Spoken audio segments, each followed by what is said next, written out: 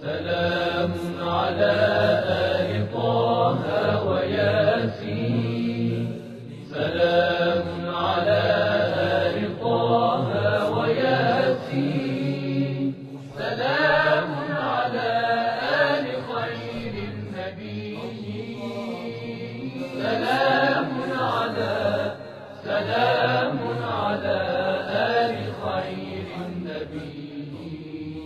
اعوذ باللہ من الشیطان الرجیم. بسم اللہ الرحمن الرحیم. الحمد للہ الذی لا یبلغ مدحته القائلون ولا يحصي نعماءه العادون ولا يؤدي حقه المجتهدون. ثم الصلاة والسلام على النبي الأمي المكي المدني القرشي الهاشمي طه وياسين الذي سمي في السماء بأحمد وفي الأرضين بأبي القاسم محمد.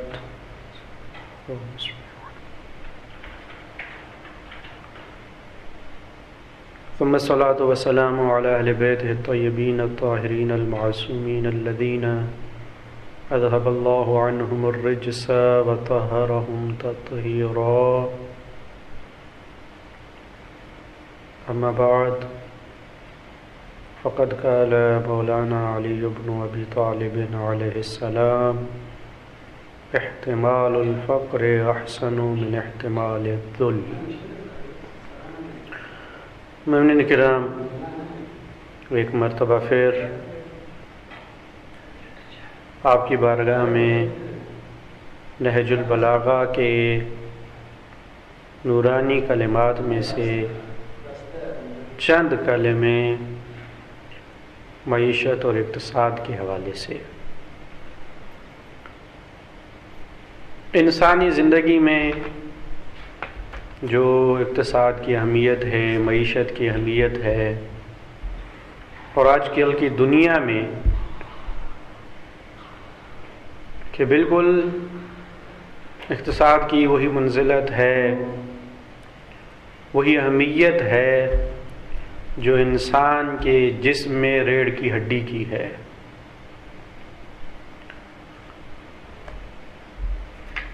اور پھر مستشرقین نے یہ سوال اٹھایا کہ اسلام کا اقتصادی سسٹم کیسا ہے. اسلام انسانی زندگی کے اس عظیم پہلو کے بارے میں، اس عظیم رخ کے بارے میں کیا نظریہ رکھتا ہے. اور ہم اگر اسے اپنے موضوع کے حوالے سے بیان کرنا چاہیں تو یہ کہ امیر المومنین یعقوب الدین علیہ آلاف التحیت والثناء ایک حکیم ہونے کے ناطے، ایک فیلسوف ہونے کے ناطے، نمائندہ الہی ہونے کے حوالے سے زندگی کے اس عظیم پہلو کے بارے میں کیا فرما رہے ہیں. اور آپ ایک دو گزشتہ جلسوں میں اس حوالے سے کچھ معروضات سن چکے ہیں. آج جس حوالے سے ہم نے گفتگو کرنی ہے وہ یہ کہ امیری اور غریبی کا کیا تصور ہے، غربت کے عوامل اور اسباب کیا ہیں اور انہیں کیسے ختم کیا جا سکتا ہے، غربت کا خاتمہ کس طرح ممکن ہے. ظاہر ہے کہ یہ دونوں ہی اہم سوال ہیں. اس حوالے سے اس غربت کے حوالے سے مختلف نظریات قائم کیے گئے. ایک نظریہ یہ ہے کہ بھائی یہ کائنات محدود ہے، یہ زمین محدود ہے، زمین کے وسائل محدود ہیں. جیسے جیسے انسانوں کی آبادی میں اضافہ ہوتا چلا جائے گا، جیسے جیسے آدم شماری بڑھتی چلی جائے گی، یہ وسائل کم سے کم تر ہوتے چلے جائیں گے. ظاہر ہے کہ وسائل تو وہی وسائل ہیں، ان میں اضافہ تو نہیں ہوا. کل انہیں استعمال کرنے والے کی تعداد چند بلین تھی، اب جب اس میں اضافہ ہو گیا وہ دوگنے ہو گئے ہیں اور وسائل وہی ہیں، تو اس حوالے سے یہ آبادی کا بڑھنا سبب بنتا ہے کہ وسائل میں کمی آ جائے اور لوگوں کو غربت کا سامنا کرنا پڑے، وسائل کی کمی کا سامنا کرنا پڑے۔ یہ نظریہ بعض مادہ پرست علماء نے مطرح کیا ہے، جبکہ اسلام اس نظریے کا شدید مخالف ہے۔ اسلام کہتا ہے کہ اصل کمی وسائل کی نہیں ہے، خالق کائنات نے جب انسان کو بنایا ہے اور بنانے کے بعد اس کے رزق و روزی کی ذمہ داری اپنے ذمے لی ہے، اب اس کی طرف سے وسائل میں کوئی کمی نہیں ہے۔ یعنی خالق کائنات نے وسائل کامل طور پر انسانوں کے لیے پیدا کیے ہیں، وسائل میں کوئی کمی نہیں ہے۔ امام علی علیہ الصلوۃ والسلام نہج البلاغہ میں کیا بہترین تعبیر استعمال فرما رہے ہیں کہ هو المنان بفوائد النعم، خالق کائنات انسان پہ احسان کرنے والا ہے، اس نے انواع و اقسام کی نعمتیں انسانوں کو عطا کی ہیں، اور پھر انسانوں کو اپنا اہل و عیال جانا ہے کہ جس طرح سرپرست، ایک گھر کا سرپرست، ایک خاندان کا سرپرست اپنے اہل و عیال کے انتظامات کے لیے کوشش کرتا ہے اور ان کے لیے، ان کی آسائش کے لیے، ان کے آرام و سکون کے لیے مختلف قسم کے وسائل فراہم کرتا ہے، خالق کائنات نے انسانوں کو بنانے کے بعد ان کے لیے وسائل فراہم کر دیے ہیں، اور فرماتے ہیں وَعَيَالُهُ الْخَلَائِقُ، یہ مخلوقات خدا کے عیال ہیں، اور پھر فرمایا وَزَمِنَا رَزَاقَهُمْ، خدا نے متعال نے ان کے رزق کی ذمہ داری اپنے ذمے لی ہے۔ اب جس چیز کی ذمہ داری خدا اپنے ذمے لے لے اس میں کمی نہیں آئے گی۔ تو اسلام علی علیہ السلام جس کی ترجمانی کر رہے ہیں، اس نظریے کا شدید مخالف ہے کہ غربت کا اصل عامل وسائل کی کمی ہو، وسائل کی محدودیت ہو، نہیں، خدا نے متعال نے اس زمین میں اور زمین کے اوپر شامیانہ لگے ہوئے آسمان میں اتنے وسائل پیدا کیے ہیں کہ انسان جتنے زمین پہ آتے چلے جائیں گے یہ وسائل ان کے لیے کفایت کرتے ہیں۔ اور آپ دیکھیں کتنی آبادی آج ہے، لیکن اس کے باوجود کتنی زمینیں ہیں جو غیر آباد ہیں۔ کیوں آباد انہیں نہیں کیا جا رہا؟ یعنی ایسا نہیں کہ زمین کی کمی ہو، انہیں آباد نہیں کیا جا رہا، بلکہ الٹا آباد زمینوں کو مختلف کیمیکلز کے ذریعے سے، یہ جو نئے نئے ٹیکنالوجی آ رہی ہے، کارخانے لگ رہے ہیں، فیکٹریاں لگ رہی ہیں، ان کے دھوؤں کی وجہ سے، ان سے خارج شدہ مواد کے ذریعے سے جو یہ پانی بھیجا جاتا ہے زمین، یہ زمین کو بنجر بنا دیتا ہے۔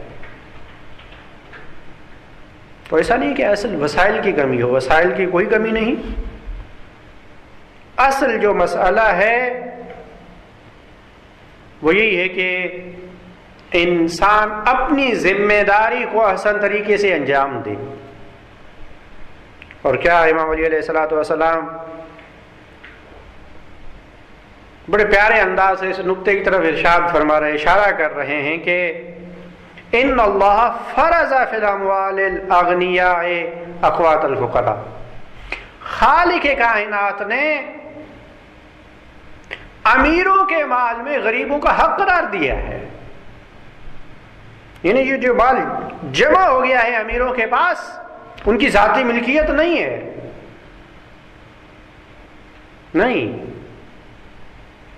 ان کے پاس جمع ہونے والے مال میں دوسروں کا بھی حصہ ہے، فقیروں کا بھی حصہ ہے، اور پھر فرماتے ہیں فما جاء فقیر الا بما منع به غنی، کوئی فقیر فقیر نہیں بنتا جب تک کہ امیر انسان اپنے پاس جمع شدہ مال کو روک دے اور غریبوں پہ خرچ نہ کرے۔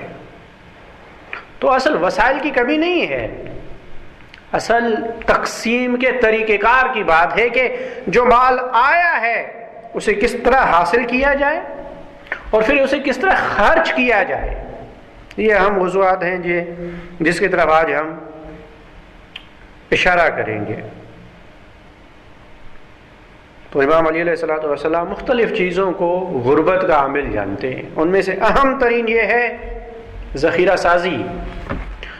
بعض افراد چاہتے ہیں کہ دولت صرف ان کے پاس ہو، ایک محدود طبقے کے پاس ہو، اور آج ہم یہ دیکھ رہے ہیں کہ پوری دنیا میں اقتصادی سسٹم ایسا ہے کہ ایک مخصوص طبقہ ہے، محدود طبقہ ہے جو امیر سے امیر تر ہوتا چلا جا رہا ہے۔ چند پرسنٹ لوگ ہیں جنہوں نے عالمی مارکیٹوں پر قبضہ کیا ہوا ہے، جس کی وجہ سے لوگ پس رہے ہیں غربت میں، غریب روز غریب سے غریب تر بنتا چلا جا رہا ہے، امیر امیر سے تر بنتا چلا جا رہا ہے۔ اگر لوگ ایسے آئیں یا حکومتیں ایسی آئیں جو چاہیں کہ یہ مال ہمارے لیے ہو،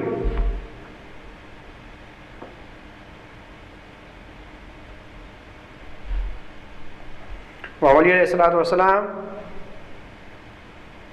خط نمبر 53 نہج البلاغہ میں ارشاد فرما رہے ہیں انما یعوز اہلها لاشراف انفس الولاة علی الجمع، کہ بعض اوقات حقدار لوگ، مستحق لوگ محروم رہ جاتے ہیں اس لیے کہ حکمران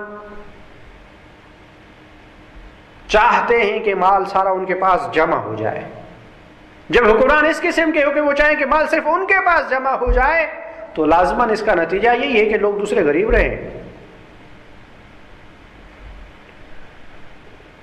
کہ لوگوں کو تنگ دستی کا، غربت کا سامنا اس وقت کرنا پڑے گا جب حکمرانوں کی اولین ترجیح یہ ہوگی کہ مال صرف ہمارے پاس ہو۔ اور اسی لیے اسی صفت کو ختم کرنے کے لیے اسلام نے تاکید کی ہے۔ امام علی علیہ الصلوۃ والسلام تاکید فرما رہے ہیں کہ ایک حاکم کو کس طرح زندگی بسر کرنی چاہیے۔ فرما رہے ہیں ان اللہ فرض علی ائمۃ العدل ان یقدروا انفسهم بضعفۃ الناس لئلا یتبیغ، کہ حاکم کی ذمہ داری ہے، خدا نے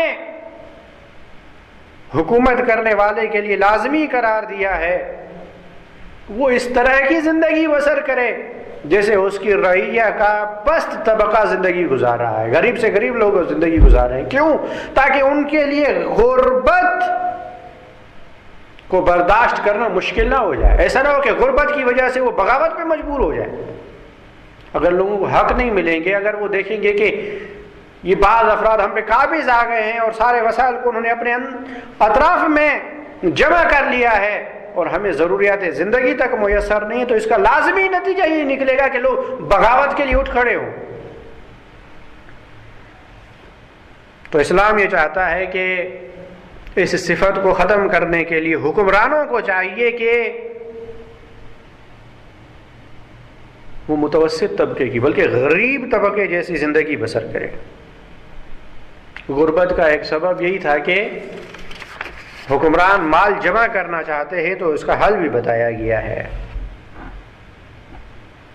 بیکاری، بے روزگاری، بیکاری اور بے روزگاری دو قسم کی ہیں۔ ایک مرتبہ یہ ہے کہ وہ لوگ چاہتے ہی نہیں ہیں کام کرنے کو، ان کا نظریہ ہی ایسا ہے کہ بیٹھے بیٹھائے انہیں اعلیٰ ترین عہدے اور منصب پر فائز کر دیا جائے، وہ اعلیٰ ترین عہدے پر پہنچ جائے۔ ناممکن ہے، نہیں ہو سکتا۔ انسان جس طرح اپنی دوسری صفات میں، دوسرے کاموں میں تدریجی طور پر منازل کو طے کرتا ہے، رتبے تک پہنچتا ہے، تو بالکل اسی طرح روزگار میں بھی ایسا ہونا چاہیے. آپ شروع کریں، آپ کا جیسا جیسا تجربہ بڑھتا چلا جائے گا، جیسے جیسے آپ کی صلاحیتیں کھل کر سامنے آتی چلی جائیں گی، آپ کے لیے دروازے کھلتے چلے جائیں گے اور آپ ترقی کرتے چلے جائیں گے. لیکن اگر کوئی یہ نہیں، میں تو اس وقت ہی کام شروع کروں گا جب یہ ساری چیزیں ہوں، تو نتیجہ یہ نکلے گا کہ یہ بے روزگار ہی رہے گا. تو اگر کوئی خود بیکار رہنا چاہے، سستی سب سے زیادہ. اور کیا امام علی علیہ الصلوۃ والسلام بہترین ارشاد فرما رہے ہیں کہ لِكُلِّ نِعْمَةٍ مِفْتَاحٌ وَمِغْلَاقٌ، ہر نعمت کے لیے ایک قفل ہے، ایک چابی ہے. یعنی آپ کے ہاتھ میں ہے کہ چاہیں تو اس چابی کو استعمال کر کے نعمت کے دروازے کو کھول کے اپنا لیں، اور چاہے تو اسے تالا لگا کے بند کر دیں. تو فرمایا کہ اس کی چابی کیا ہے، اس کا تالا کیا ہے؟ فرمایا فَمِفْتَاحُهَا الصَّبْرُ، اس کی چابی یہ ہے کہ انسان مشکلات پہ صبر کرے، مشکلات کو برداشت کرے تاکہ کسی رتبے تک پہنچ سکے. اور اس کا تالا کیا ہے؟ سستی. سستی اس کا تالا ہے. اگر آپ نعمتوں کو بند کرنا چاہتے ہیں تو سستی کریں، کرنے کی وجہ سے ہی نعمتیں آپ سے دور ہے. اگر نعمتوں کو حاصل کرنا چاہتے ہیں تو اس کی چابی یہ ہے کہ صبر کے ذریعے سے نعمتوں کو کھولتے چلے جائیں. پھر دوسری بہترین تعبیر میں جو امام علی علیہ الصلوۃ والسلام سے تحف العقول کتاب میں نقل ہوئی ہے، وہ یہ کہ بعض اوقات کچھ چیزوں سے مل جاتی ہیں، پھر اس سے تیسری چیز جنم لیتی ہے. فرمایا کہ اگر سستی اور کمزوری جمع ہو جائیں، ازدوج الکسل والعجز فنتج الفقر، اگر سستی اور کمزوری جمع ہو جائیں، اگر انہیں ملا دیا جائے، اگر ان کا نکاح ہو جائے، تو اس کا نتیجہ غربت کی صورت میں سامنے آئے گا. تو کبھی کبھی یہ ہوتا ہے کہ غربت ہماری اپنے ہاتھوں کی بنائی ہوئی ہوتی ہے، کیونکہ ہم کوشش ہی نہیں کر رہے، ہم چاہتے ہی نہیں ہیں کہ یہ ہم سے دور چلی جائے، ہم نعمتوں کو حاصل کرنا ہی نہیں چاہتے. جب آپ چاہتے ہی نہیں ہوں گے، آپ چاہیں ہی نہیں، تو کہاں سے حاصل ہو سکتا ہے؟ تو ایک اہم چیز اپنی سستی اور کوتاہی ہے. یعنی آپ ایسا نہیں کر سکتے کہ اپنی غربت کو کاملاً دوسروں کے کھاتے میں ڈال دیں کہ جناب یہ سب ان کی وجہ سے، سسٹم کی وجہ سے ہے، یہ سب حکمران طبقے کی وجہ سے ہے، مخصوص افراد کی وجہ سے ہے، پالیسی کی وجہ سے ہے. یہ صرف دوسروں پہ نہیں ڈال سکتے. بعض اوقات غربت کا سبب ہم خود ہوتے ہیں. کیوں؟ ہم اس راستے کو اپناتے ہی نہیں ہیں جس سے نعمتیں حاصل کی جا سکتی ہوں. یہ ہم سبب ہے غربت کا، اور ہم آگے چل کے اس کا حل بیان کریں گے کہ امام علی علیہ الصلوۃ والسلام اس کا حل کیا پیش کر رہے ہیں، ان مشکلات کو کس طرح حل کیا جا سکتا ہے. غربت جیسی موذی بیماری کو معاشرے سے کس طرح ختم کیا جا سکتا ہے. آپ جانتے ہیں کہ غربت کسی معاشرے کے لیے مہلک ہے، کتنا ضرر دے سکتی ہے. جہالت اسی وجہ سے ہوگی، کم علمی، اور اس کے پھر جتنے نتائج نکلیں گے یہ سب اسی وجہ سے.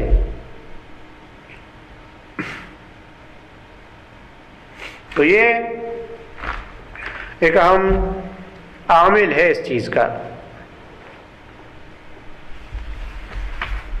پانچواں عامل غربت کے لیے فرمایا کہ بخل ہے، کہ اگر جن کے پاس مال ہے وہ کنجوسی کرنے بیٹھیں، وہ بخل کرنے بیٹھیں، تو نتیجہ غربت ہوگا. اور اگر ہم مال کو تشبیہ کے ذریعے سے سمجھانا چاہیں تو مال کی مثال پانی کی طرح ہے کہ پانی اگر بہتا رہے، چلتا رہے، جاری رہے تو اس کا نتیجہ یہ رہے گا کہ وہ تازہ رہے گا۔ یہ نہروں کا پانی کیوں تازہ رہتا ہے؟ کیونکہ مسلسل حرکت میں ہے۔ لیکن تالاب کا پانی، حوض کا پانی گدلا جاتا ہے، میلا ہو جاتا ہے، کیوں؟ کیونکہ وہ راکد ہے، جامد ہے، ایک جگہ پہ کھڑا ہوا ہے۔ مال بھی اسی طرح ہے۔ اگر یہ مال چلتا رہے، اگر یہ سرمایہ معاشرے میں گردش کرتا رہے، تر و تازہ رہے گا، مفید رہے گا، برکت والا ہو جائے گا۔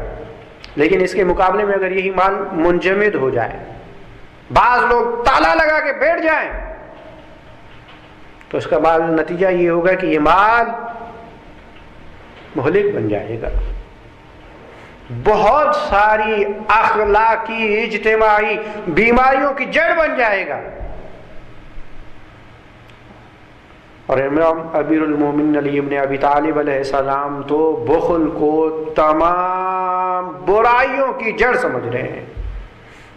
کلمات خسار میں ارشاد فرما رہے ہیں البخل جامع لمساوی العیوب، یہ بخل، کنجوسی تمام عیبوں کو اپنے اندر جمع کر لیتی ہے، تمام عیوب کو جمع کر لیتی ہے۔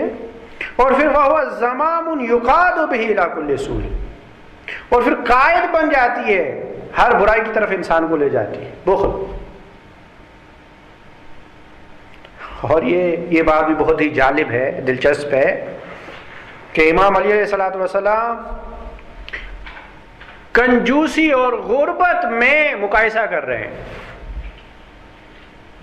کہ جناب کون سی بدتر ہے، کنجوسی بدتر ہے یا غربت؟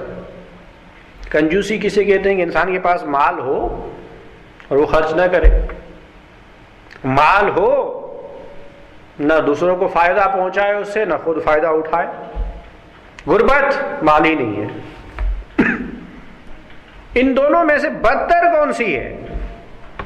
شرح نہج البلاغہ میں امام علی علیہ الصلوۃ والسلام سے نقل کیا گیا ہے کہ الشح اضر علی الانسان من الفقر، کنجوسی انسان کے لیے غربت سے زیادہ مضر ہے، یعنی غربت سے زیادہ ضرر کنجوسی کا، غربت سے زیادہ ضرر کنجوسی کا ہے۔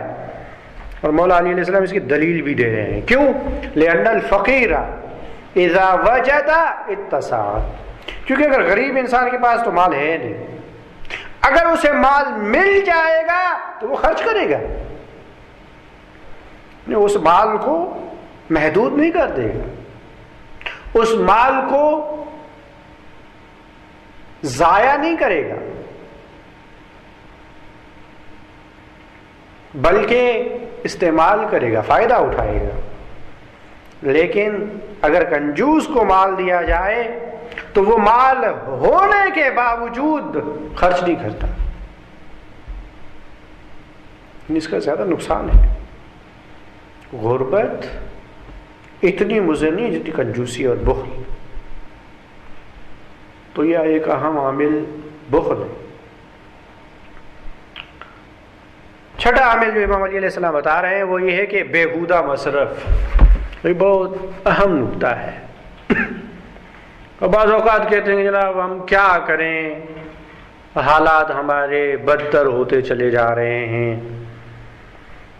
دیکھیے، حالات کے بدتر ہونے میں جتنا پیسے کے نہ آنے کا عمل دخل ہے، اس سے زیادہ موجود سرمایہ کو خرچ کرنے کی بات ہے۔ آپ کے پاس جو سرمایہ ہے آپ اسے کس طرح استعمال کر رہے ہیں، کیسے خرچ کر رہے ہیں؟ یہ جو اتنا آپ کے پاس مال ہے، یہ بہت اہم سوال ہے کہ اپنے موجودہ مال کو کیسے خرچ کر رہے ہیں آپ۔ اگر اسے اس کی جگہ پہ خرچ کر رہے ہیں مفید بھی ہوگا، وہ فائدہ مند بھی ہوگا، اس میں برکت بھی ہوگی۔ آج کل واویلا کیا جا رہا ہے کہ جناب برکت ہی نہیں ہے، مال آ تو رہا ہے لیکن پتہ نہیں کیسے خرچ ہو جاتا ہے۔ جب انسان خرچ کرنے کا اندازہ نہ کرے تو ظاہر ہے کہ آتا چلا جائے گا، جاتا جائے گا اور اتنا مفید نہیں رہے گا۔ امام علی علیہ الصلوۃ والسلام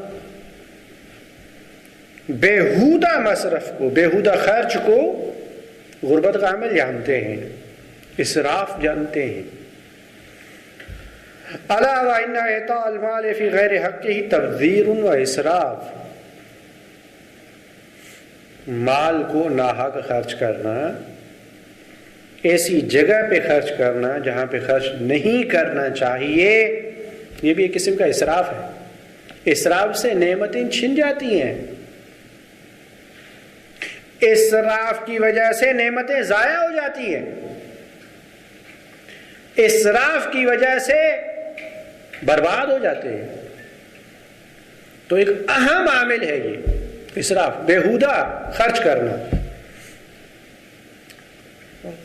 اور ایک اور اہم عامل غربت کا رہبانیت۔ حالانکہ اسلام میں رہبانیت ہے نہیں، رسول اکرم صلی اللہ علیہ وآلہ وسلم نے ارشاد فرما دیا تھا کہ ولا رہبانیت فی الاسلام، اسلام میں رہبانیت نہیں ہے۔ گوشہ گیری، کنارے کی زندگی، ایک جگہ میں اپنے آپ کو محدود کر لینا، لذات دنیاوی سے، جائز لذات سے اپنے آپ کو دور رکھنا، یہ اسلام کے اندر نہیں ہے۔ اسلام اس نظریے کا شدت سے مخالف ہے۔ نہیں، رہبانیت نہیں ہے، یہ رہبانیت بھی ایک اہم سبب ہے۔ بعض اوقات عبادت کے نام پر اچھے عناوین کے ذریعے سے لوگوں کو دھوکہ دیا جاتا ہے، لوگوں کو گمراہ کیا جاتا ہے۔ جناب ہم تو عبادت کر رہے ہیں، ایک کونے میں بیٹھ جانا، ہم تو عبادت کر رہے ہیں، میں تو بڑا عبادت گزار ہوں۔ اسلام عبادت صرف محدودیت کو نہیں کہتا، اپنی ضروریات زندگی کے حاصل کرنے کو بھی عبادت جانتا ہے اسلام۔ رہبانیت اس قسم کی کوئی اسلام میں نہیں ہے، اور یہ رہبانیت ایک مرض ہے، بیماری، اسے ختم ہونا چاہیے۔ اور امیر المومنین اسے غربت کا عامل سمجھتے ہیں۔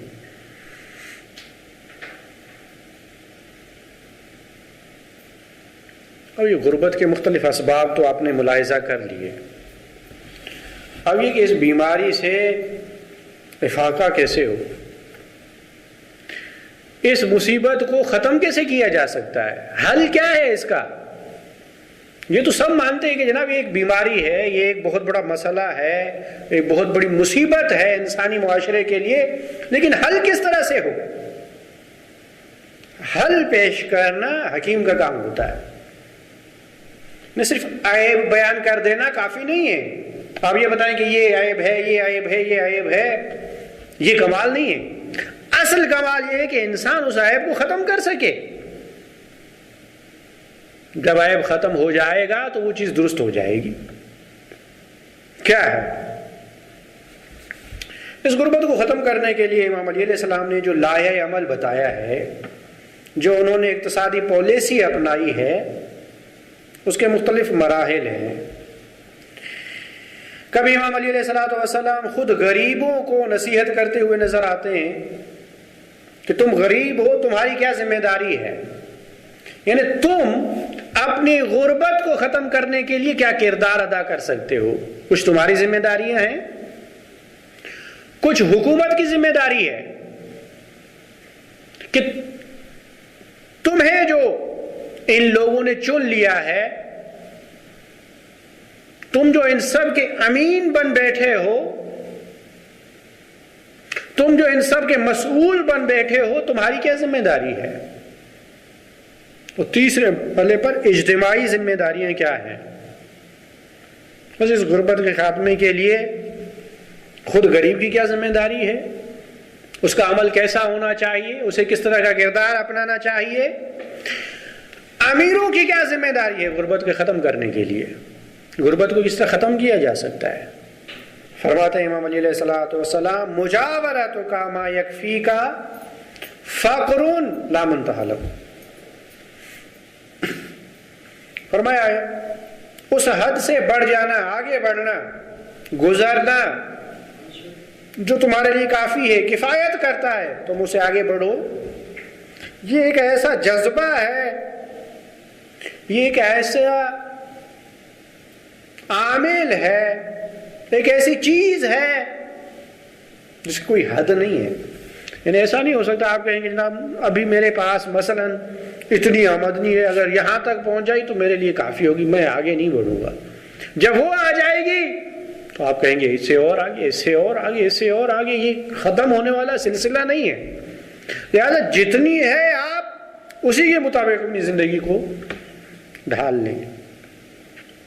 اور کتنی بہترین تعبیر ہے، فرمایا اگر تم چاہتے ہو کہ تمہارے پاس نہ ختم ہونے والا خزانہ ہو، نہ ختم ہونے والا خزانہ زیادہ مال کا نام نہیں ہے، مال کتنا ہی زیادہ کیوں نہ ہو خرچ ہو جائے گا۔ اصل یہ ہے کہ آپ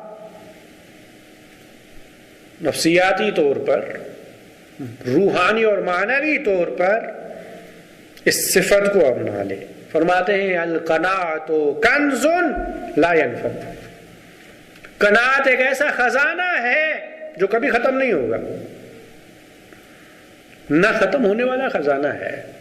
کیونکہ اگر آپ کے پاس قناعت ہے، وہ اطمینان ہے، وہ روحانی سکون ہے،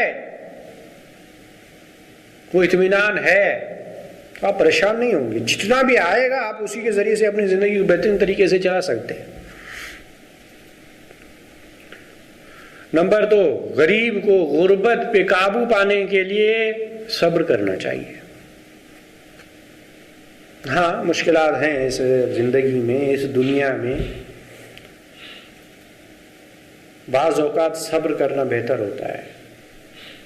ایسا نہیں ہے کہ اگر آپ بہت زیادہ غصہ کھائیں، اپنے آپ پہ غصہ کریں، اپنے آپ کو زیادہ زحمت میں ڈالیں، تکلیف میں ڈالیں، مسئلے حل ہو جائیں۔ بعض اوقات برداشت کرنا پڑتا ہے، اور یہ برداشت کرنا، غربت کو برداشت کرنا، ذلت برداشت کرنے سے بہتر ہے۔ آپ چاہیں گے میں غربت کو ختم کرنا چاہتا ہوں، لہٰذا کوئی ایسا اپنا لے راستہ، کوئی ایسا طریقہ اپنا لے جو عزت کے خلاف ہو، عزت نفس کے خلاف ہو۔ نہیں، ایسا حل نہیں چاہتا۔ امام علی علیہ الصلوۃ والسلام ارشاد فرما رہے ہیں احتمال الفقر احسن من احتمال الذل، غربت کو برداشت کرنا ذلت کے برداشت کرنے سے بہتر ہے۔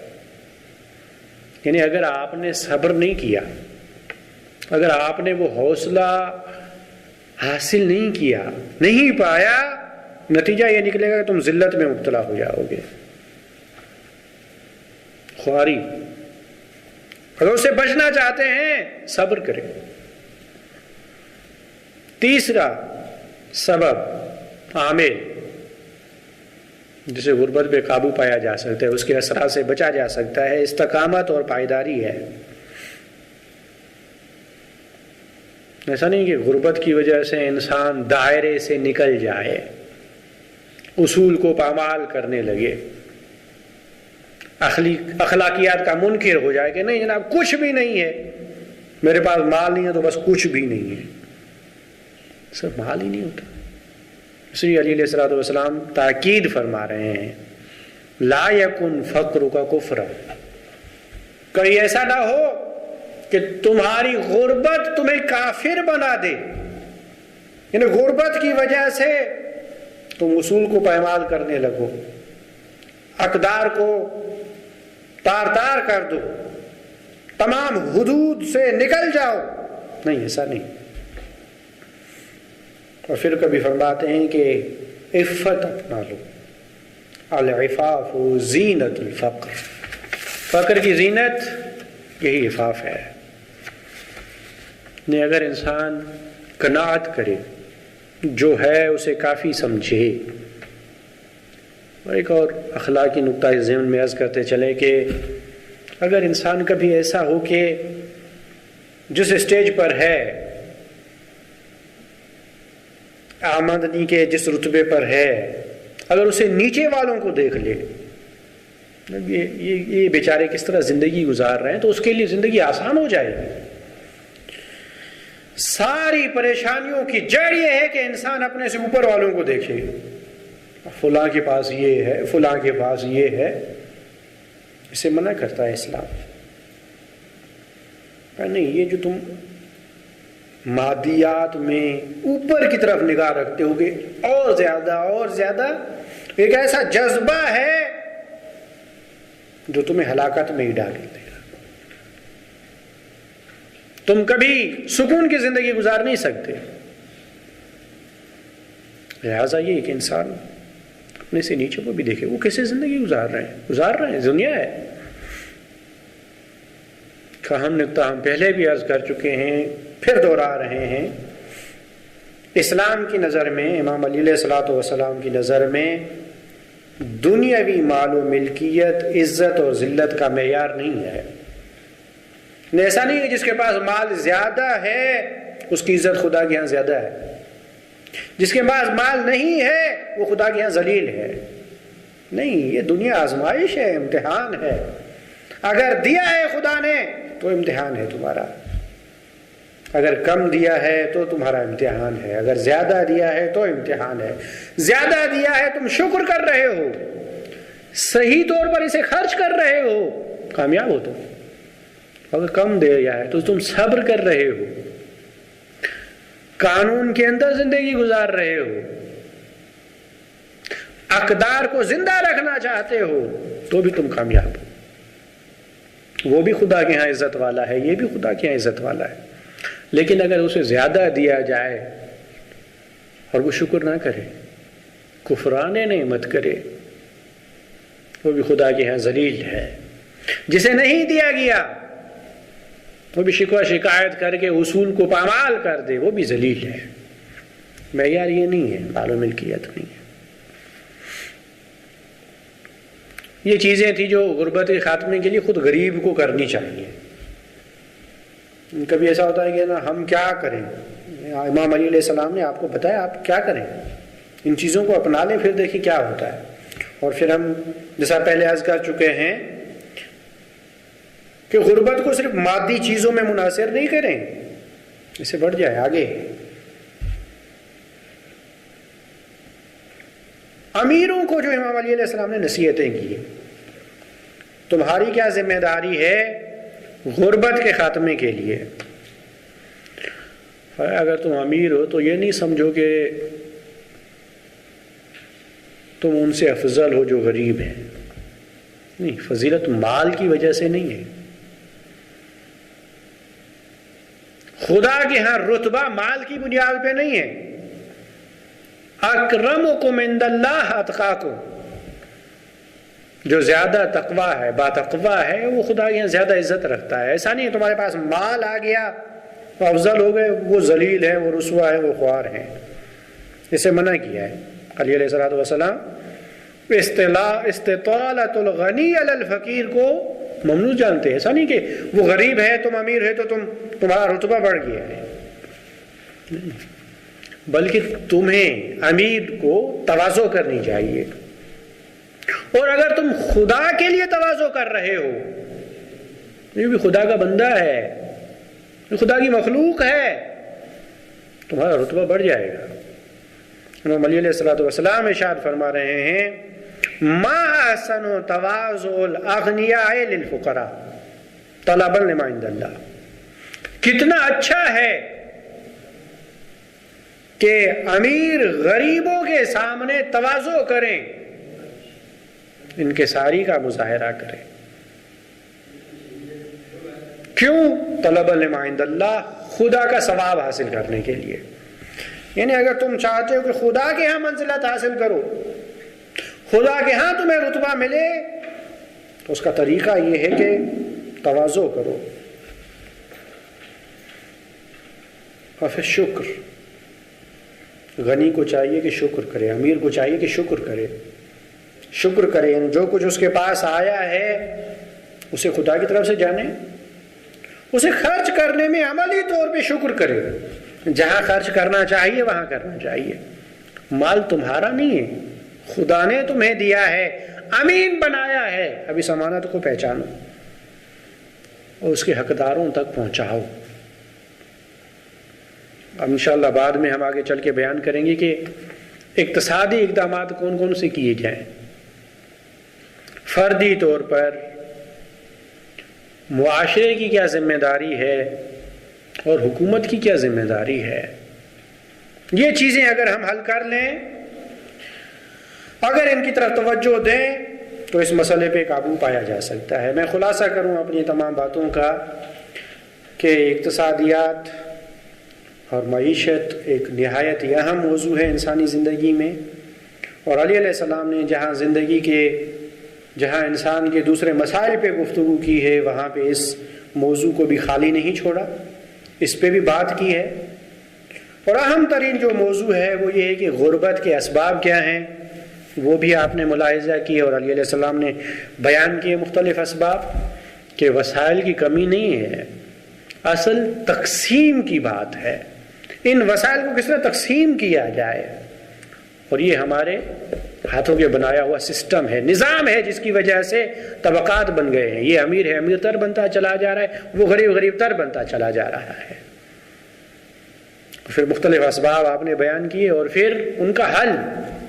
فردی طور پر تمہیں کیا کرنا چاہیے؟ صبر، قناعت کے ذریعے سے اس مسئلے پہ قابو پایا جا سکتا ہے. اور امیروں کو چاہیے کہ وہ شکر کریں اس کا. اور پھر معاشرے کی کیا ذمہ داریاں ہیں اور حکومت کو کیا کرنا چاہیے، ان موضوعات پہ انشاءاللہ آگے چل کے گفتگو کریں گے. ہم دعا کرتے ہیں بارگاہ الہی میں کہ خداوندہ ہمیں امام علی علیہ الصلوۃ والسلام کے نورانی کلمات پہ عمل کرنے کی توفیق عطا فرما، ہماری دعاؤں کو مستجاب فرما، ہمارے مریضوں کو صحت یابی عطا فرما، مسافرین کا سفر بے خطر کر دے، امام زمان کے ظہور میں تعجیل فرما اور ہمیں ان کے اعوان و انصار میں شمار فرما. والسلام علیکم ورحمۃ اللہ وبرکاتہ.